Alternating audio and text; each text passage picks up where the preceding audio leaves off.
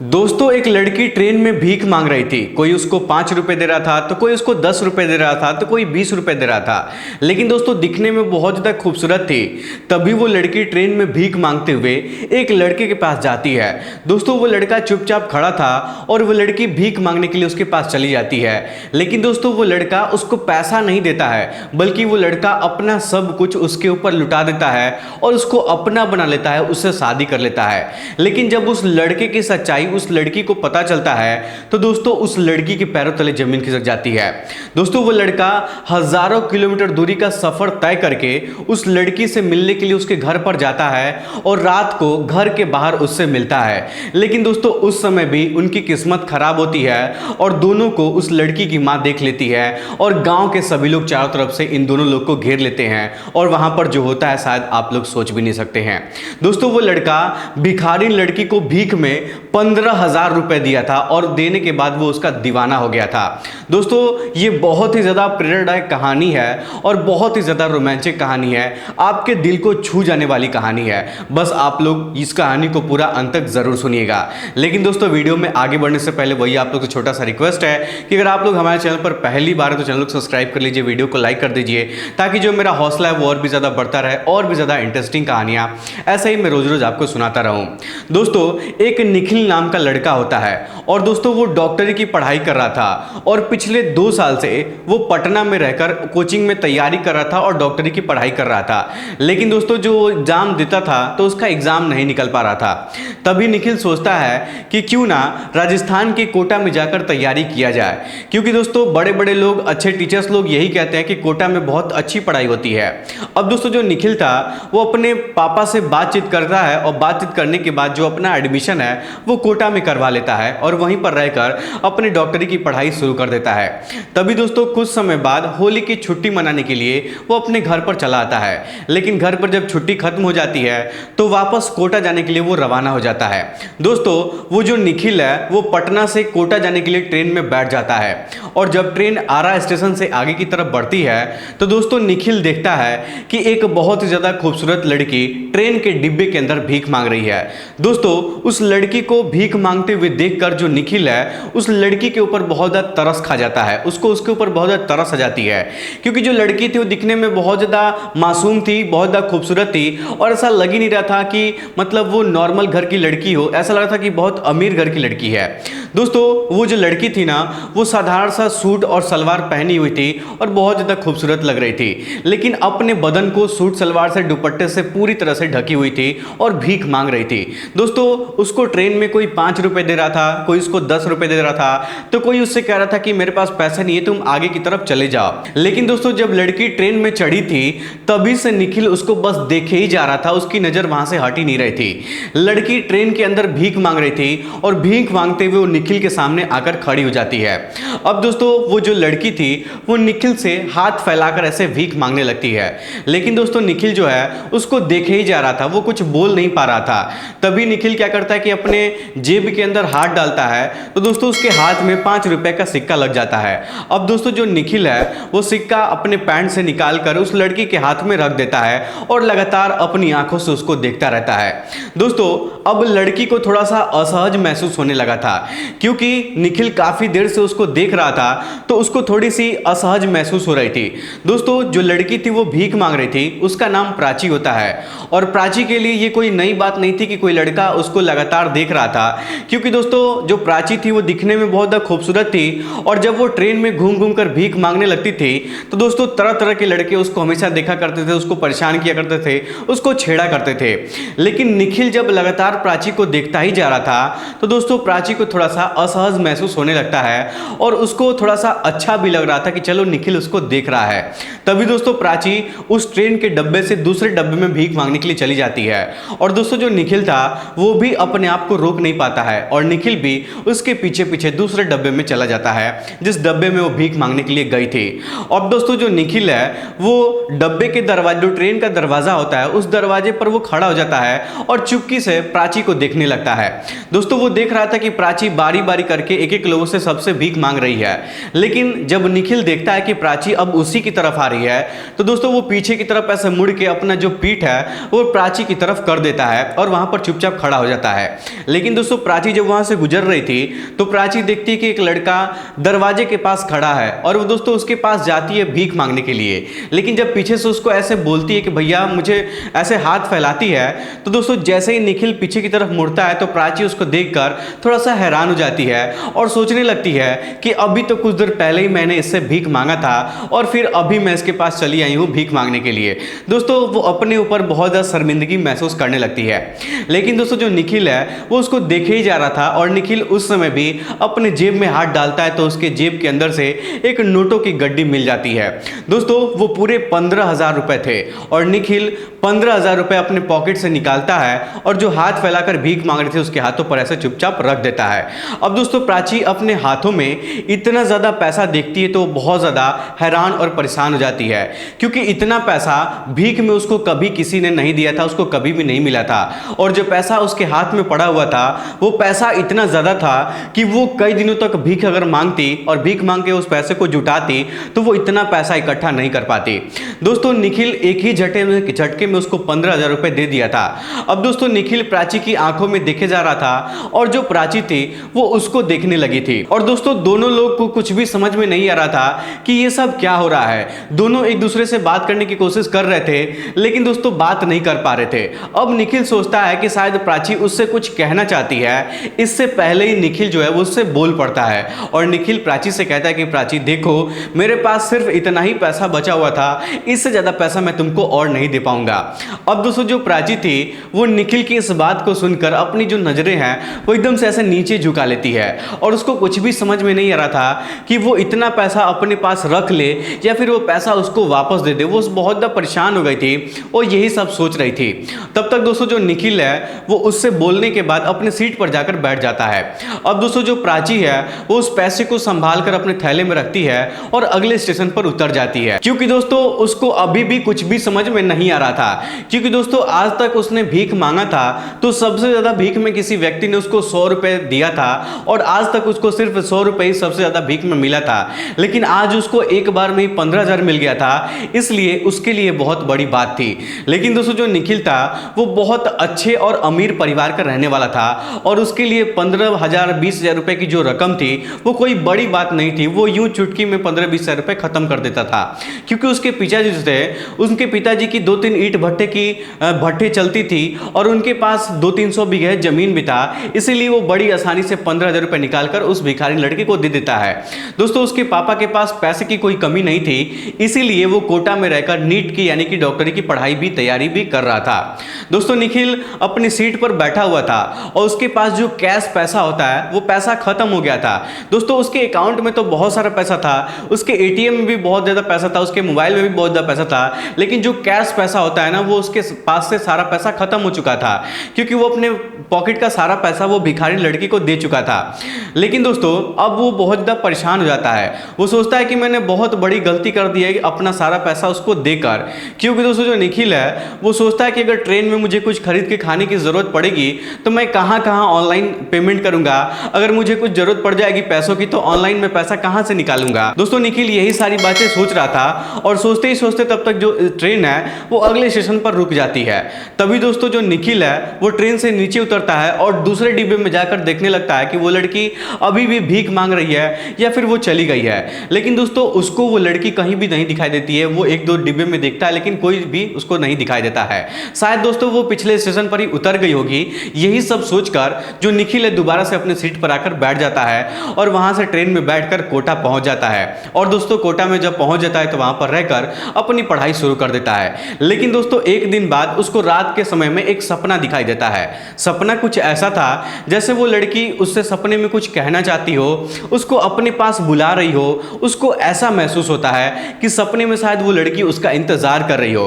तब तक दोस्तों सपना देखते देखते उसकी नींद खुल जाती है और वो उठकर बैठ जाता है। उसका पूरा जो शरीर है पसीने से भीगा हुआ था और दोस्तों वो खुद को कोसने लगता है। निखिल सोचता है कि शायद उस दिन मुझे वहां से उठकर अपने सीट पर नहीं बैठना चाहिए था, उस लड़की के पीछे पीछे जाना चाहिए था, उससे बातचीत करना चाहिए था, उससे पूछना चाहिए था कि उसका नाम क्या है, वो कहाँ की रहने वाली है। दोस्तों यही सारी बातें सोच सोच कर वो बहुत ज़्यादा परेशान रहा था और यही सारी बातें उसके दिमाग में चल रही थी। अब दोस्तों निखिल को ऐसा लगने लगा था कि शायद वो भिखारिन जो लड़की है वो उससे प्यार करने लगी है और शायद निखिल को भी कहीं ना कहीं पहली नजर में उस भिखारिन लड़की प्राची से प्यार हो गया था। अब दोस्तों निखिल अपने कमरे से बाहर निकलता है और अपने दोस्त के कमरे में चला जाता है और अपनी पूरी बात जो सपने में वो देखा था, वो सारी बातें क्या क्या हुआ है, क्या क्या वो देखा है, वो अपने निखिल जो है अपने दोस्त से कह देता है। और दोस्तों निखिल अपने दोस्त से ये भी कहता है कि भाई देखो, मैं उससे मिलना चाहता हूं, मैं उसके बिना नहीं रह सकता हूं और जब तक मैं उससे नहीं मिल लूंगा तब तक मेरे मन को शांति नहीं मिलेगी। तब तक दोस्तों जो निखिल का दोस्त था वो उसको सलाह देते हुए कहता है कि भाई देखो, लड़की तुम्हें बहुत जल्दी मिल जाएगी, क्योंकि जिस तरीके का वो काम करती है, भीख मांगने का वो काम करती है, तो इन लोगों का जो जगह होता है वो एक निश्चित जगह होता है, एक जगह फिक्स होता है। अगर वो भीख मांगती है तो जिस स्टेशन से उस दिन चढ़ी थी भीख मांगने के लिए, वो रोज रोज उसी स्टेशन से चढ़ती होगी और जहां पर वो उतरी थी वो रोज रोज उसी स्टेशन पर उतरती होगी। अगर तुम वहां पर जाओगे तो शायद तुम उससे मिल सकते हो। अब दोस्तों जो निखिल था उसके मन में ऐसा आइडिया पहले नहीं आया था, लेकिन जब दोस्त उसका ऐसी बात बताता है तो उसको ये आइडिया बहुत अच्छा लगता है और अगले दिन जो निखिल है वो कोटा से ट्रेन पकड़ता है और पटना के लिए रवाना हो जाता है। लेकिन दोस्तों बीच रास्ते में वो उसी ट्रेन के अंदर काफ़ी ज़्यादा वो प्राची को ढूंढने की कोशिश करता है, लेकिन दोस्तों प्राची उसको कहीं भी नहीं मिल रही थी। तभी निखिल को याद आता है कि जो प्राची है वो आरा के रेलवे स्टेशन से चढ़ी थी और उस दिन मुगल सराय स्टेशन से पहले ही उतर गई थी, इसीलिए मुझे आरा स्टेशन पर जाना चाहिए। अब दोस्तों जो निखिल था वो इस स्टेशन ट्रेन में तो बैठा ही हुआ था और उस स्टेशन से होते हुए वो आरा स्टेशन की तरफ जाने लगता है और वो सोचता है कि शायद प्राची उसको वहां पर मिल जाएगी। दोस्तों कुछ देर बाद वो आरा स्टेशन के रेलवे स्टेशन पर पहुंच जाता है और आने जाने वाली ट्रेन में बारी बारी करके वो चढ़ने लगता है और उस लड़की को, प्राची को ढूंढने लगता है। आखिरकार दोस्तों जो भिखारिन लड़की थी जिसका नाम प्राची था, वो लड़की एक ट्रेन के जनरल डिब्बे में भीख मांगते हुए उसको दिखाई देती है। अब दोस्तों जो निखिल था वो उस जनरल डिब्बे में चढ़ जाता है, वहां पर जाकर खड़ा हो जाता है। तभी वो देखता है कि वो लड़की निखिल की तरफ आ रही है। लेकिन दोस्तों जैसे ही निखिल को वो देखती है लड़की, तो उसके चेहरे पर हल्की सी मुस्कान झलकने लगती है। दोस्तों निखिल भी उसको अपनी तरफ आता हुआ देखकर और उसको देखकर बहुत ज्यादा खुश हो जाता है। दोस्तों जो प्राची थी वो निखिल से आगे जाना चाहती थी, लेकिन निखिल को देखकर उसकी जो हिम्मत है वो नहीं हो पा रही थी। दोस्तों वो निखिल से आगे निकल जाए, लेकिन थोड़ी देर बाद ही जो प्राची है वो निखिल के पास जाती है और उससे बात करने की बहुत कोशिश करती है। लेकिन दोस्तों उस समय उस तरीके का माहौल वहां पर नहीं था। दोस्तों उस समय ट्रेन के अंदर बहुत सारे आसपास में लोग बैठे हुए थे, इसीलिए ये दोनों एक दूसरे से बात नहीं कर पाते हैं। तभी दोस्तों जो प्राची है वो निखिल से आगे होते हुए वो दूसरी बोगी में भीख मांगने के लिए चली जाती है। लेकिन जो निखिल था वो ट्रेन के रुकने का इंतजार करने लगता है। दोस्तों ट्रेन जैसे ही आरा के स्टेशन के पास रुकती है तो प्राची दोस्तों उस ट्रेन से उतर जाती है और प्राची सोचने लगती है कि ये लड़का तो मुझे 3-4 दिन पहले ही मिला था इसी ट्रेन में और ये आज फिर मुझे मिल गया। आखिरकार ये जा कहाँ रहा है और मुझे वो इतना देख क्यों रहा था। दोस्तों प्राची को एक पल के लिए ऐसा लगने लगा था कि शायद वो लड़का उसी से मिलने के लिए आया है और सिर्फ उसी से मिलने के लिए, उसको देखने के लिए आया है। लेकिन दोस्तों फिर प्राची सोचती है कि मैं तो एक गरीब लड़की हूं और मैं भीख मांगती हूं, भला वो अमीर लड़का मुझसे मिलने के लिए क्यों आएगा। दोस्तों यही सब सोचते सोचते जो प्राची है वो स्टेशन से निकलकर अपने घर की तरफ जाने लगती है। लेकिन प्राची जब घर की तरफ जाने लगती है तो उसके पीछे पीछे जो निखिल था वो भी ट्रेन से उतर जाता है और छुपकर प्राची का पीछा करने लगता है। दोस्तों प्राची स्टेशन से होते हुए लगभग 1 किलोमीटर की दूरी पर उस रास्ते से होकर अपने गांव में पहुंच जाती है और जो निखिल था वो भी उसका पीछा करते करते उसकी नजरों से बचते बचाते उसके गांव तक पहुंच जाता है। दोस्तों प्राची का जो घर था ना वो गांव से बिल्कुल अलग था, एकदम अंतिम छोर पर था और वहां पर एक कच्चा सा मकान बना हुआ था और वहां पर उसके घर में बहुत सारी गाय और भैंस पाली गई थी और दूध बेचने का उसके घर पर काम चलता था। तो एक दोस्तों कमरा बना हुआ था और उसी कमरे में बहुत सारी गाय भी वहां पर रहती थी। दोस्तों निखिल जब प्राची के घर के पास पहुंचता है तो वो अंधेरा होने का इंतजार करने लगता है और वो सोचता है कि जब थोड़ा बहुत हल्का हल्का अंधेरा हो जाएगा तब मैं उसके घर के नज़दीक जाऊंगा और छिप कर उसके घर की हालत को देखूंगा कि ये लोग कैसे रहते हैं और उनका जीवन कैसे चलता है। दोस्तों कुछ देर बाद रात भी हो जाती है और जो निखिल है वो उसके घर के दरवाजे के पास छिप कर प्राची के घर के सामने पहुंच जाता है और छिप कर जब प्राची के घर की हालत को देखता है तो दोस्तों वो बहुत ज़्यादा दुखी हो जाता है। दोस्तों निखिल देखता है कि प्राची के जो पिताजी हैं उनका एक पैर कटा हुआ है और उनको देखकर ऐसा लग रहा था कि अभी कुछ दिन पहले ही उनका पैर कटा हुआ हो, क्योंकि उनके पैर पर जो पट्टी मलहम वगैरह लगा हुआ था ना वो अभी ताज़ा ताज़ा दिखाई दे रहा था। और निखिल ये भी देखता है कि जो प्राची की माँ है वो छोटे से एक मिट्टी के चूल्हे पर खाना बना रही है। तभी दोस्तों निखिल ये भी देखता है कि जो प्राची है वो अलमारी में पैसा रख रही है, जो पैसा वो भीख मांग कर लाई है वो पैसा अलमारी में रख रही है और अपनी माँ से कह रही है कि माँ आज मुझे एक लफड़ा हो गया है, आज मेरे साथ एक लफड़ा हो गया है। तब प्राची की माँ उससे पूछती कि बेटा क्या हो गया है। तब प्राची अपनी माँ से बताती है कि माँ उस दिन जो लड़का मुझे 15,000 रुपये दिया था आज वो मुझसे फिर से टकरा गया है और मैं उसको देखकर ट्रेन से उतर गई हूँ। तब दोस्तों प्राची की माँ प्राची से कहती है कि बेटा तुम ऐसा क्यों की हो सकता है कि वो आज भी तुमको कुछ ना कुछ जरूर दिया होता। तब दोस्तों जो प्राची थी वो अपने माँ से कहती कि माँ देखो मैं वहाँ पर मजबूरी में भीख मांगने के लिए जाती हूँ और कोई इस तरीके से मुझे पैसा देता है तो मुझे बिल्कुल भी अच्छा नहीं लगता है।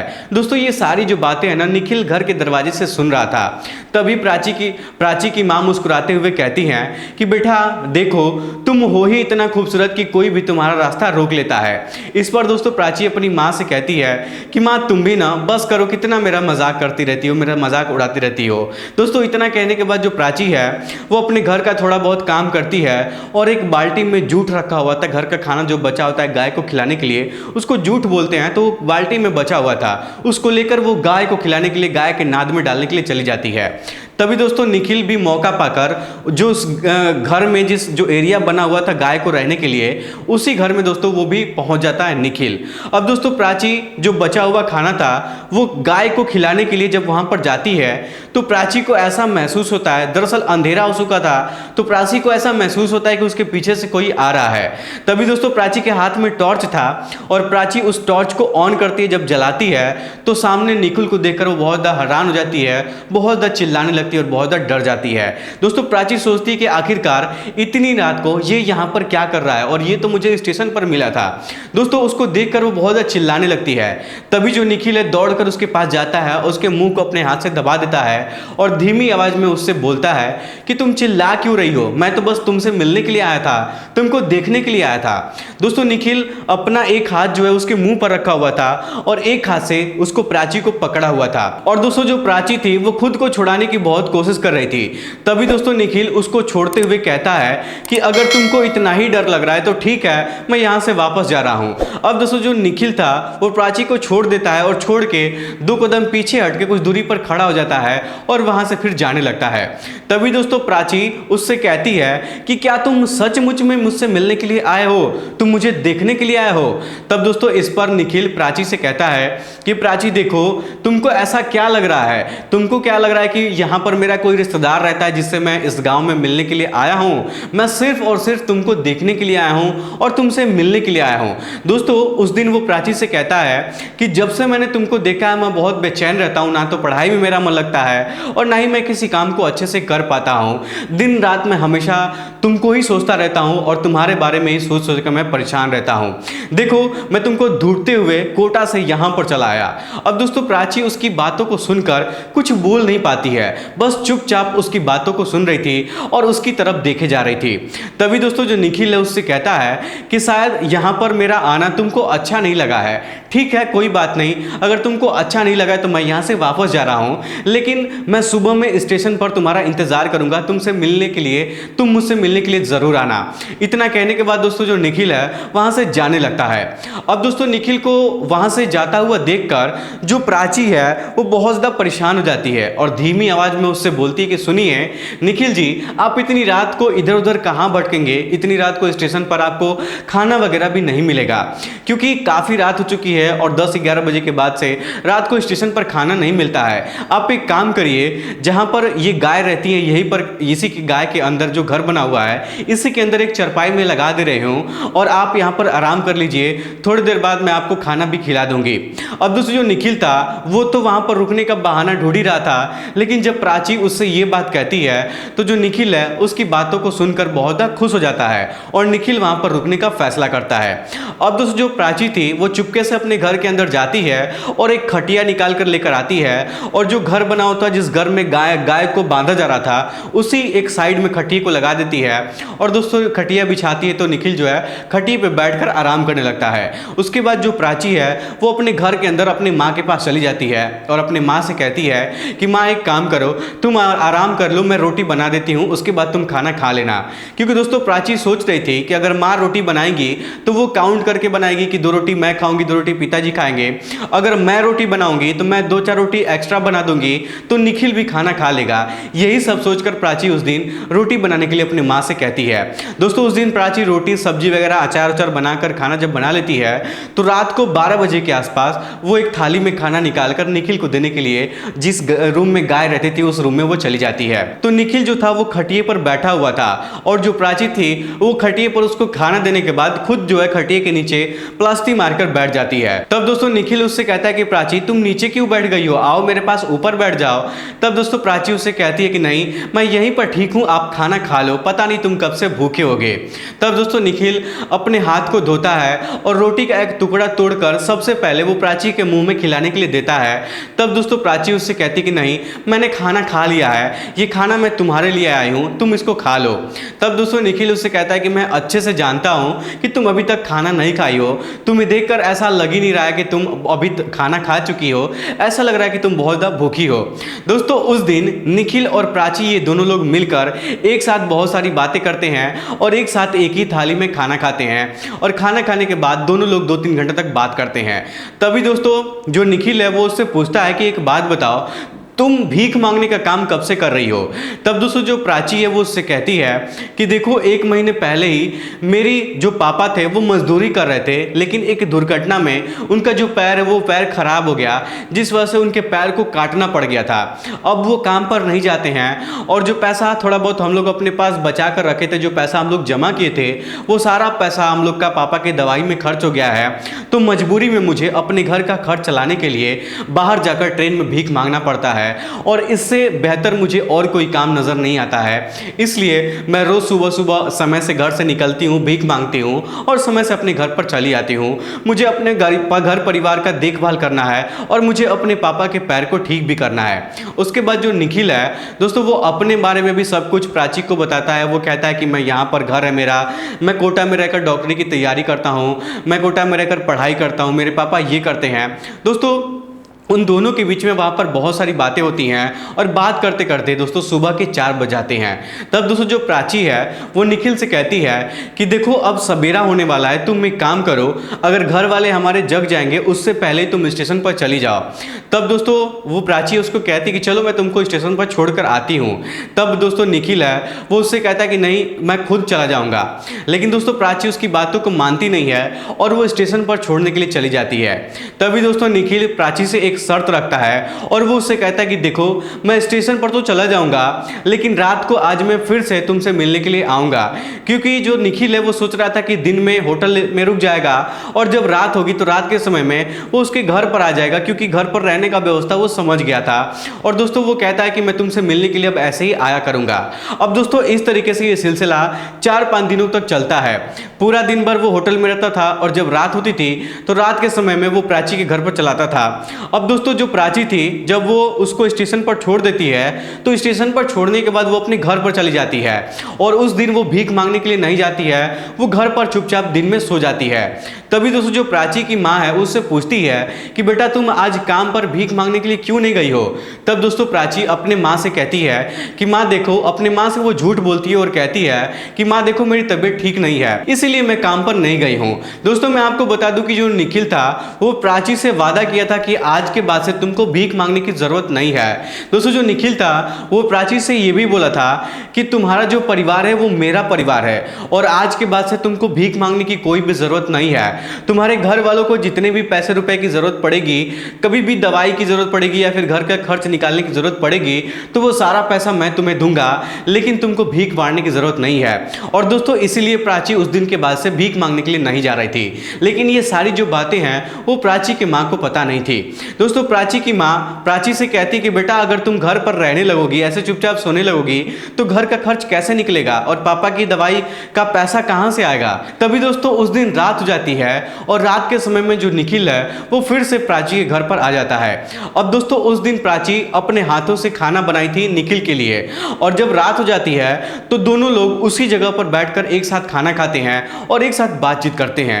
लेकिन दोस्तों जो प्राची की माँ थी उनको कहीं ना कहीं शक हो गया था कि प्राची कुछ ना कुछ गलत जरूर कर रही है, क्योंकि दोस्तों जो प्राची थी ना वो सारा दिन भर सोती थी और रात के समय में वो जग के निखिल के पास बातचीत करती थी और सुबह में वो भीख मांगने के लिए भी नहीं जाती थी। जिस वजह से उस दिन प्राची की माँ समय का इंतजार कर रही थी और वो देखना चाहती थी कि जो प्राची है वो रात को करती क्या है, जिस वजह से वो दिन में इतना ज्यादा सोती है। अब दोस्तों उस दिन प्राची और जो निखिल था ये दोनों लोग बैठकर वहां पर बातें कर रहे थे और निखिल बैठकर खटिए पर खाना खा रहा था। लेकिन दोस्तों खाना खाते टाइम ही पीछे से जो निखिल की माँ प्राची की जो माँ है वो वहां पर पहुंच जाती है और दोस्तों प्राची अपने माँ को वहां पर देखकर बहुत हैरान हो जाती है और दोस्तों जो निखिल था वो भी प्राची की माँ को देखकर बहुत परेशान हो जाता है। लेकिन दोस्तों प्राची हिम्मत जताते हुए अपनी माँ से बताती है और उससे कहती है कि माँ देखो यही वो लड़का है जो मुझे उस दिन 15,000 रुपए दिया था। अब दोस्तों जो प्राची की माँ थी ना वो निखिल को जानती थी, क्योंकि प्राची को जिंदगी में पहली बार किसी ने 15,000 रुपए भीख मांगने पर दिया था। तो प्राची के घर में हमेशा 2-4 दिन पर निखिल की बातचीत हो जाया करती थी, जिस वजह से जो प्राची की माँ थी वो निखिल को अच्छे से जानती थी और दोस्तों प्राची निखिल की अच्छाइयों के बारे में हमेशा अपनी माँ से बताती रहती थी। अब दोस्तों प्राची अपनी माँ से पूरी बात बताती है और वो ये भी बताती है कि वो लोग यहाँ पर क्या कर रहे हैं और पिछले कुछ दिनों से वो भीख मांगने क्यों नहीं जा रही थी, ये सारी बातें वो बताती है। तभी दोस्तों जो निखिल था वो प्राची की माँ की तरफ आगे बढ़ता है, प्राची की माँ का पैर छूता है और प्राची की माँ से कहता है कि माँ जी मैं प्राची से शादी करना चाहता हूँ। और दोस्तों वो अपने मन की सारी बातें जो है वो प्राची की माँ से बता देता है। तब दोस्तों जो प्राची की माँ है वो निखिल से कहती हैं कि बेटा देखो ये सब तो ठीक है, पर क्या तुम्हारे माँ बाप इस लड़की से शादी करने के लिए राजी होंगे। तब दोस्तों निखिल उसकी प्राची की माँ से कहता है कि माँ जी देखिए आपको ये सब सोचने की जरूरत नहीं है, आपको इतना चिंता करने की जरूरत नहीं है। मुझे पता है कि मुझे कैसे अपने घर वालों को मनाना है, मैं अच्छे से जानता हूं कि मुझे अपने घर वालों को कैसे मनाना है। और दोस्तों अगले दिन ही जब ये सारी बातचीत हो जाती है तो अगले दिन प्राची की जो माँ है इन दोनों की शादी एक मंदिर में करवा देती हैं। अब दोस्तों जब दोनों की शादी हो जाती है तो शादी होने के बाद जो निखिल है वो प्राची को लेकर कोटा चला जाता है और वहीं पर प्राची के साथ रहने लगता है और अपनी पढ़ाई शुरू कर देता है। लेकिन दोस्तों जो निखिल था वो हर महीने 15 से 20,000 रुपए प्राची के माता पिता को भेज दिया करता था, जिससे प्राची के पिताजी की दवाई का खर्च निकल जाता था और घर का खर्च भी निकल जाता था। लेकिन दोस्तों जब प्राची निखिल के साथ कोटा में रहने लगी थी तो निखिल का मन अब पढ़ाई में नहीं लग रहा था। वो प्राची से बहुत ज्यादा प्यार करता था और प्राची के साथ हमेशा इधर उधर घूमता फिरता रहता था, मौज मस्ती करने लगा था। तभी दोस्तों निखिल का कोई दोस्त निखिल के पापा से फोन करके बता देता है कि जो निखिल है वो किसी लड़की के साथ यहाँ पर रहता है और वो लिव इन रिलेशनशिप में रह रहा है। दोस्तों जब निखिल के पापा को ये बात पता चलता है कि उनका जो बेटा है वो किसी लड़की को अपने साथ वहां पर रखा है और उसके साथ वो लिव इन रिलेशनशिप में रहता है, तो दोस्तों वो बहुत ज़्यादा गुस्सा हो जाते हैं और निखिल को फ़ोन करते हैं और निखिल से कहते हैं कि बेटा मुझे पता चला है कि तुम किसी लड़की के साथ वहां पर रहते हो और रहने की बात दूर है, लेकिन मुझे पता चला है कि तुम उसके साथ लिव इन रिलेशनशिप में रहते हो। अगर तुमको उसके साथ रहना ही है तो तुमको उससे पहले शादी कर लेना चाहिए था, फिर तुम उसके साथ रहते। अब दोस्तों जो निखिल था वो अपने पापा से बहुत सारी बातें करता है। तब उसके पापा उससे पूछते हैं कि एक बात बताओ वो लड़की कौन है।